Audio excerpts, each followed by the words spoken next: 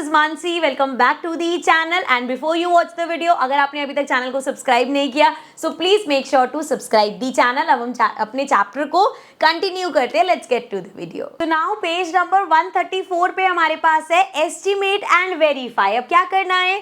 Take a rough sheet of paper or a sheet of newspaper. Make a few random shapes by cutting the paper in different ways. Estimate the total length of the boundaries of each shape. Then use a scale or a measuring tape. कहाँ गया? And verify the perimeter. देखो अब आपको क्या करना है, newspaper लेना या एक शीट ऑफ पेपर लेना. जैसे यहाँ पे मान लो मैंने ये शीट ले ली, ठीक है. अब हमें क्या करना है, कुछ मेजर करके नहीं काटना, रैंडमली कुछ पीस कट किया. जैसे मैंने ये ऐसे कट किया, थोड़ा सा टेढ़ा मेढ़ा चलेगा, इस तरीके से ये पीस मान लो मैंने यहाँ पे इसका निकाल लिया, ठीक है. अब मुझे क्या करना है, एक रैंडम गेस करना है. जैसे ये मैंने देखा, सो इस तरीके से कुछ है, ये ऐसे ऐसे कटता हुआ ऐसे करके कुछ पेपर का पीस है, ठीक है. मैंने सोचा यार ये मेरे को लग रहा है 2 सेंटीमीटर होगा, इतना पार्ट मुझे लग रहा है 6 सेंटीमीटर होगा, ये वाला पार्ट लग रहा है 3 सेंटीमीटर होगा और ये वाला पार्ट भी अराउंड 7 के होगा, ठीक है. ये एस्टिमेट कर रहे हो, आप गेस वर्क कर रहे हो बेसिकली. फिर आप इस सबको प्लस कर लो अपना पेरीमीटर. पेरीमीटर क्या होता है, सम ऑफ ऑल साइड्स. सो आपने यहाँ से निकाल लिया 2 + 3 + 7 + 6, ठीक है. तो ये हो गया 6 6 12 13 14 15 16 17 18. आपके हिसाब से 18 पैरामीटर है. अब आपको इसको लेना है और एक स्केल से मेजर कर लेना है सारा. तो ये बस एक फन गेम थी, आप ऐसे घर पे करके देख सकते हो, फ्रेंड्स के साथ करके देख सकते हो कि किसका गेस वर्क ज्यादा अच्छा है, ठीक है. चलो आगे बढ़ते हैं, नेक्स्ट देखते हैं. पेज 134 पे ये हमारे पास Akshi says that the perimeter of this triangle shape is 9 unit. Toshi says it can't be 9 unit and the perimeter will be more than 9 units. अब यहाँ पे दो फ्रेंड्स डिस्कस कर रहे हैं कि ये जो शेप है, पहली बात तो 9 यूनिट पे आई कैसे. सो वो इस तरीके से मेजर कर रहे हैं कि ये एक डॉट और दूसरी डॉट के बीच का जो डिस्टेंस है वो 1 यूनिट है. तो कैसे नापा उन्होंने, 1 2 3. उसने बोला ये 3 हो गया भाई, 1 2 3, ये भी 3 हो गया. अब जो हमारे पास अक्षी है उसने बोला ये 3 3 और साथ में 1 2 3, ये भी 3. सो उसने ऐसे कर दिया 3 + 3 + 3. सो ये आ गया 9. लेकिन यहाँ पे जो तोशी है उसने कहा कि ये 9 से ज्यादा होगा. ऐसा उसने क्यों बोला, क्योंकि अब आप इस फिगर में ध्यान से देखना, अगर मैं यहाँ पे रब कर दूं, सो दो डॉट के बीच में, जैसे मैंने ये मार्क किया रेड, ये जो गैप है और अगर हम ये वाला गैप देखें, सो आप लाइन से ही जज कर सकते हो ये छोटी लाइन है, ये बड़ी लाइन है. देखो एक जो स्क्वायर होता है ना बच्चे हमारा इस तरीके से, सो उसकी ये साइड होती है, ये साइड होती है, ये साइड होती है और ये साइड होती है. और हमें पता है एक स्क्वायर की सभी साइड्स इक्वल होती है. मतलब अगर ये 5 सेंटीमीटर है, ये भी 5 होगा, ये भी 5 होगा, ये भी 5 होगा. अब अगर हम यहाँ पे इस पॉइंट और इस पॉइंट को ज्वाइन करें इस तरीके से, तो क्या ये व्हाइट वाली स्क्वायर की साइड होती है, नहीं, ये स्क्वायर का डायगोनल होता है. इसी तरीके से जैसे ये एक डायगोनल है, यहां से इन दोनों को अगर आप ज्वाइन करोगे सो ये भी एक डायगोनल है. ये व्हाइट लाइंस क्या है, डायगोनल है. और कभी भी स्क्वायर की जो साइड होती है वो डायगोनल की इक्वल नहीं होती, डायगोनल हमेशा बड़ा होता है. मतलब अगर ये 5 है तो हो सकता है डायगोनल 6 आ जाए, 6.5 कुछ भी आए, लेकिन 5 से बड़ा होगा. हाँ, ये प्रॉपर्टी होती है कि सारे डायगोनल्स सेम होते हैं. मतलब अगर ये वाला 6 है सो ये भी 6 होगा इस तरीके से, लेकिन साइड से बड़ा होता है. अब यही चीज यहाँ पे देखिए, सो जो उन्होंने कैलकुलेशन करी तो ये 1 1 1 यूनिट करके 3 यूनिट परफेक्ट, 1 1 1 2 3 करके 3 यूनिट परफेक्ट. लेकिन यहाँ पे ये जो 1 2 3 है ये एक एक यूनिट नहीं है, ये ऑफ कोर्स 1 से ज्यादा होगा. मतलब ये पूरा 3 यूनिट से ज्यादा होगा. दैट मीन्स तोशी बिल्कुल करेक्ट बात बोल रही है कि जो तीसरी आपने साइड ली है वो 3 नहीं होगी, 3 से ज्यादा हो गया. 4 5 6 कुछ भी हो, 9 से तो बड़ा ही आएगा perimeter. So that means Toshi is correct. समझ में आया साइड का और डायगोनल का मतलब, ठीक है. अब आगे देखते हैं.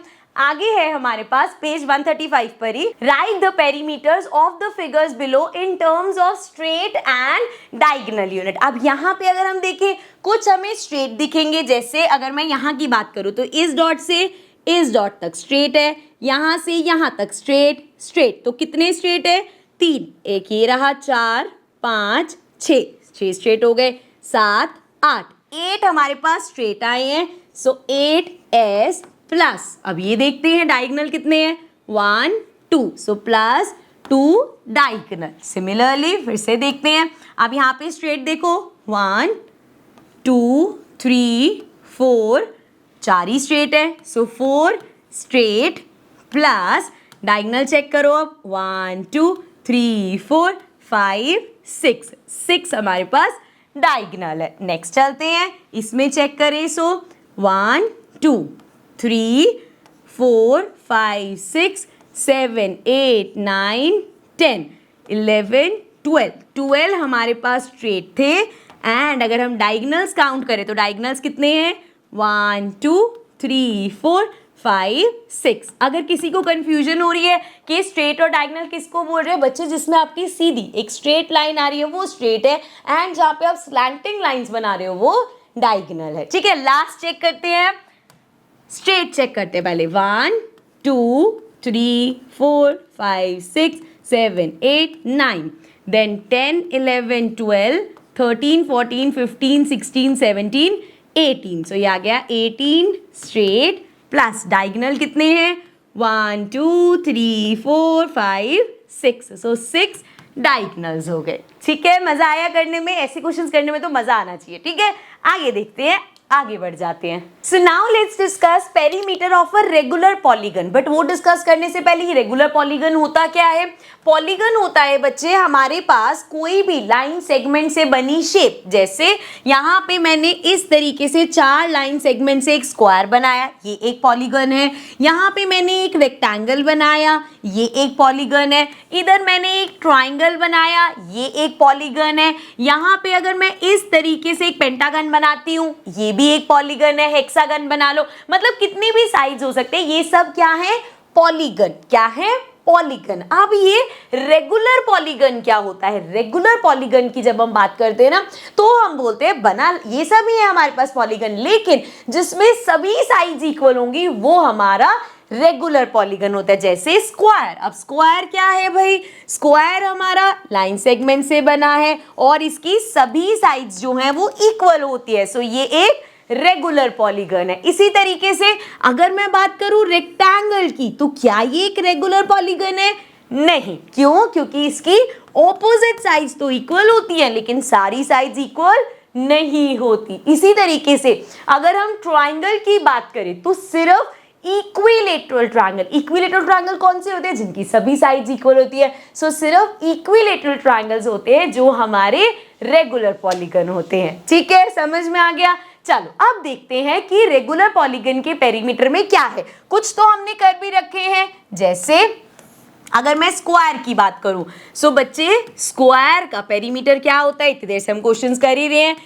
4 इंटू साइड, जो भी साइड है, जैसे मान लो ये हमारे पास स्क्वायर है, इसकी साइड 5 है, तो 4 इंटू 5 20 इसका पेरीमीटर हो जाएगा। ठीक है, सो इस तरीके से होता है। ऐसे ही अगर मैं इक्विलेटरल ट्राइंगल की बात करूं, ध्यान रखना ट्राइंगल नहीं बोल रही मैं बोल रही हूं इक्विलेटरल ट्राइंगल। इक्विलेटरल ट्राइंगल मतलब जिसकी सभी साइड्स इक्वल है। जैसे यहाँ पे देखो एग्जांपल, ये है हमारे पास इक्विलेटरल ट्राइंगल। अब इसकी सभी साइड्स इक्वल है, मतलब ये मान लो 5 सेंटीमीटर है, तो ये भी 5 होगा, ये भी 5 होगा, ये भी 5 होगा। तो यूजली पेरीमीटर ऑफ ट्राइंगल कैसे निकालते हैं? 5 + 5 + 5 करते, मतलब सम ऑफ ऑल साइड्स करते। तो कितना आता हमारे पास? 15। लेकिन क्योंकि ये रेगुलर पॉलीगन है, मतलब इसकी सभी साइड्स इक्वल है, तो हम ऐसे कर सकते हैं कि कितनी साइड्स हैं भाई इसकी? 1 2 3। ट्राइंगल की 3 साइड्स ही तो होती हैं। सो मैं इसको कर सकती हूँ 3 इंटू साइड की लेंथ जो भी है, जैसे 5, सो 3 5 15। सो हमने देखा कि अगर कोई रेगुलर पॉलीगन है और उसका पेरीमीटर निकालना है, तो सिंपली आप देखोगे नंबर ऑफ साइड्स कितनी है। जैसे स्क्वायर में 4 साइड्स होती है, तो 4 इंटू साइड हो गया। ऐसे ही अगर हमारे पास ट्राइंगल है, 3 साइड्स होती हैं, 3 इंटू साइड हो गया। ऐसे ही अगर आपके पास पेंटागन है, हेक्सागन है, जिसकी सभी साइड्स इक्वल है, हेक्सागन 6 साइड्स होती है, 6 इंटू साइड हो जाएगा। पेंटागन 5 साइड्स होती है, 5 इंटू साइड हो जाएगा। सो रेगुलर पॉलीगन में जब भी पेरीमीटर निकालना है, सभी साइड्स अगर सेम है, सो सिंपली हम क्या करेंगे, जितनी नंबर ऑफ साइड है और जितनी एक साइड की लेंथ है, दोनों को मल्टीप्लाई कर देंगे। ओके, क्लियर है? चलो चेक करते हैं और कुछ है इस पेज में। सो हमने देख लिया like square close figures that have all sides and all angles equal are called regular polygon, ये मैंने आपको समझा दिया। इक्विलेटरल जो हमारा ट्राइंगल होता है उसका पेरीमीटर का फॉर्मूला क्या होता है ये हमने देख लिया।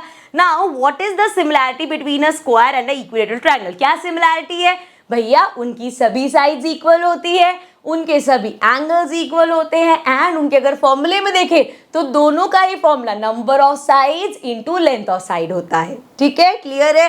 चलो फिर आगे बढ़ते हैं। आगे है हमारे पास split and rejoin. So now we have split and rejoin. इसमें क्या किया गया है, a rectangular paper sheet of dimension 6 centimetre into 4 centimetre. इस तरीके से एक पेपर लिया, देखो यहाँ पे देखो ये एक पेपर है ना, सो इस तरीके से पेपर है, ये 4 सेंटीमीटर हो गया, मान लो ये 6 सेंटीमीटर हो गया। अब इन्होंने क्या किया, is cut as shown into two equal pieces. These two pieces are joined in different ways. अब क्या किया गया, इस पेपर को दो पीसेस में कट कर गया। सो हमने यहाँ पे इसको फोल्ड कर लिया। नाउ लेट्स सपोज अब मैं इसको यहाँ से ऐसे कट कर देती हूँ। सो इस तरीके से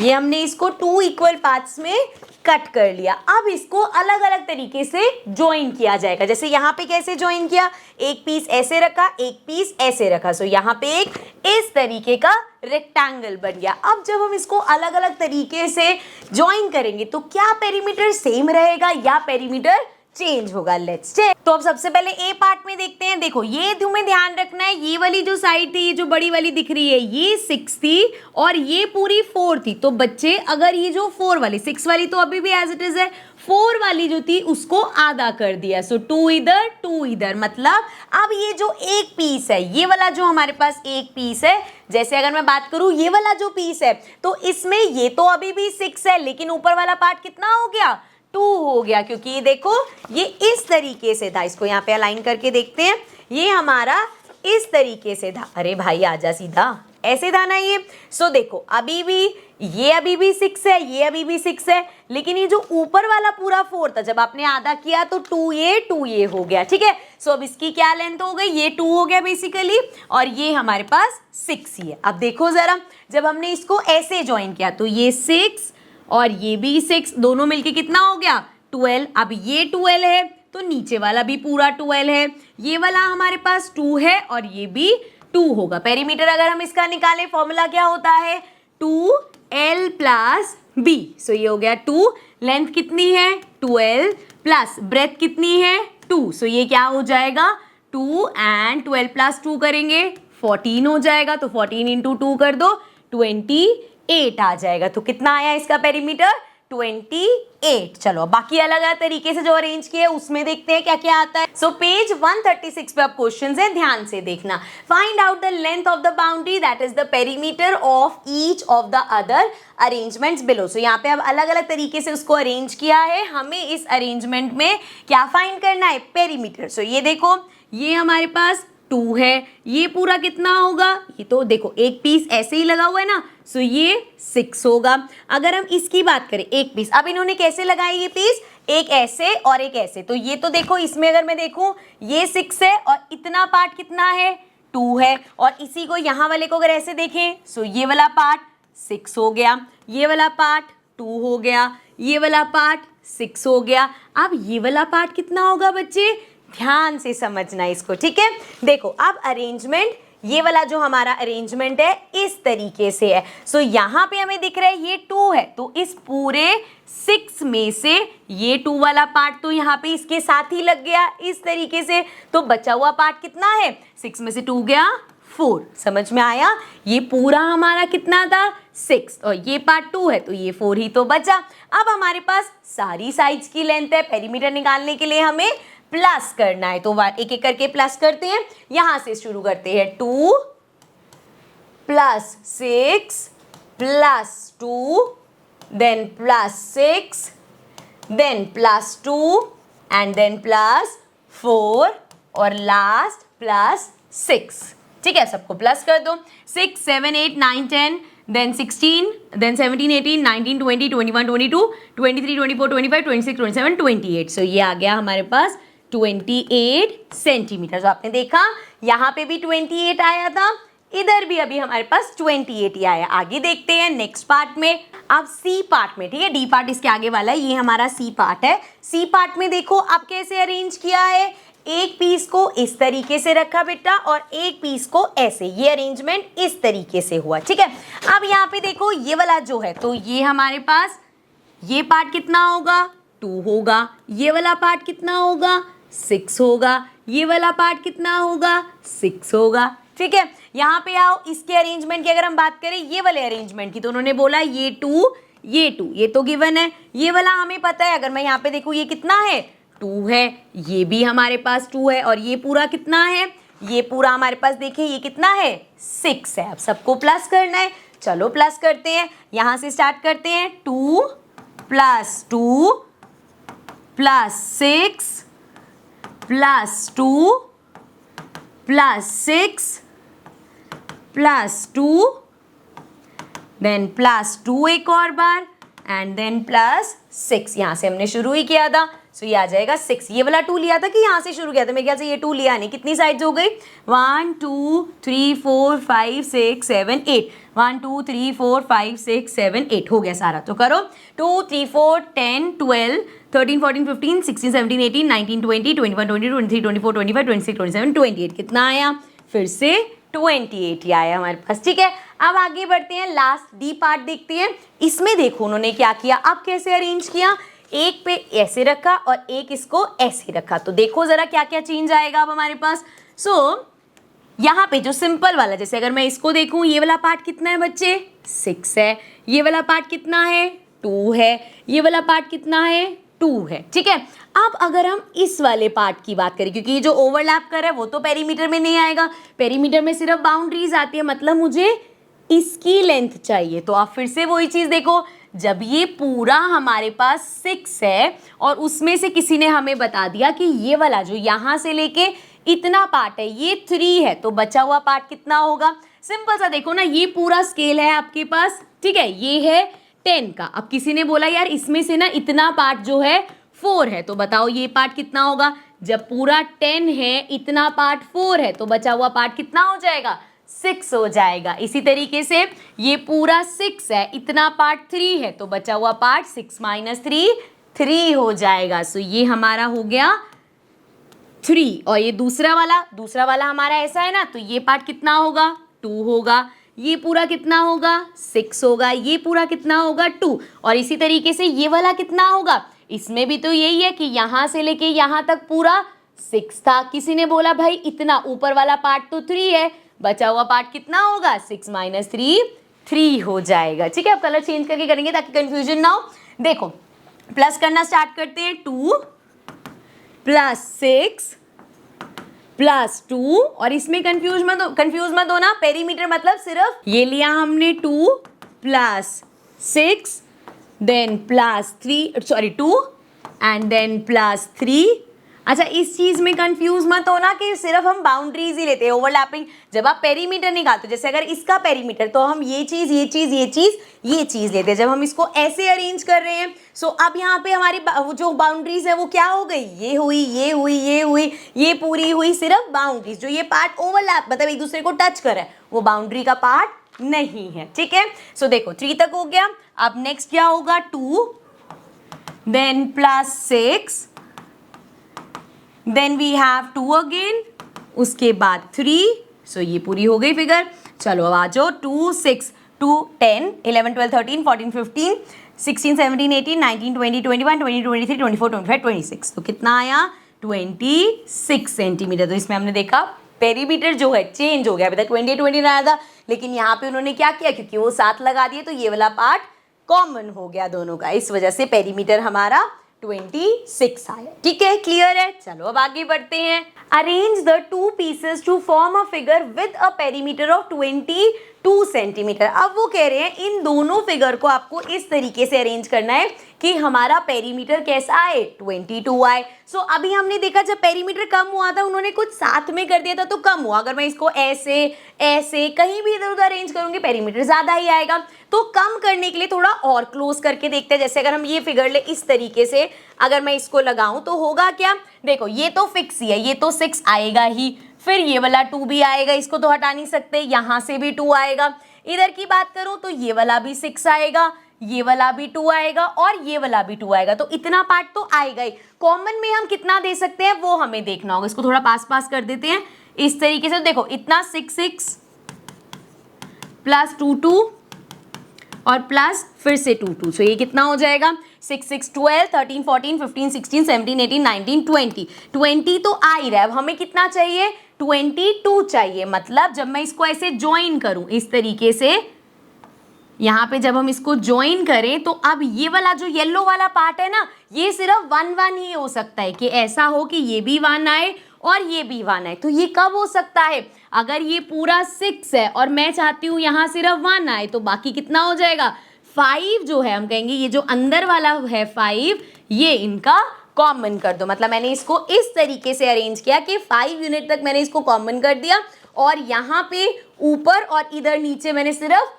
1 1 यूनिट छोड़ा। अब जरा मैं इस पूरे का पेरीमीटर निकालूं तो देखो जरा कैसे आएगा, 2 plus 1 plus 2 plus 6 plus 2 plus 1 plus 2 plus 6।